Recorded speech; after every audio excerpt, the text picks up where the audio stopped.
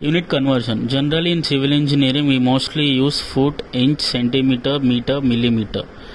So ఈ వీడియోలో foot conversion ఎలా ఉంటుందో మీకు ఈ వీడియోలో చూపిస్తాను. ఫూట్ని ఇంచెస్లో కన్వర్ట్ చేయాలి అంటే ఫూట్ ఇంటూ ఇంచ్.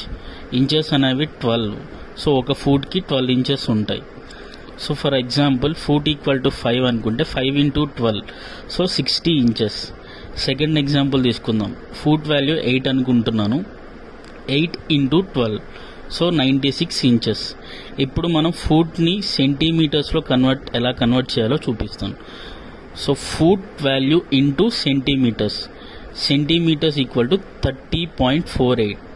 సో ఒక ఫూట్ని సెంటీమీటర్స్లో కన్వర్ట్ చేయాలి అనుకుంటే ఫూట్ ఇంటూ 30.48 వేయాలి. For example foot equal to 5 అనుకుంటున్నాను. 5 into 30.48 equal to 152.4 centimetres. Second example తీసుకుంటున్నాను. Foot value 8 into 30.48 equal to 243.84 centimetres. So ఇప్పుడు ఫూట్ని సెంటీమీటర్స్లోకి అయిపోయింది. మనకి ఫూట్ని మీటర్స్లో కన్వర్షన్ ఎలానో చూపిస్తాను. Foot value divided by metres. Metre equal to 3.281.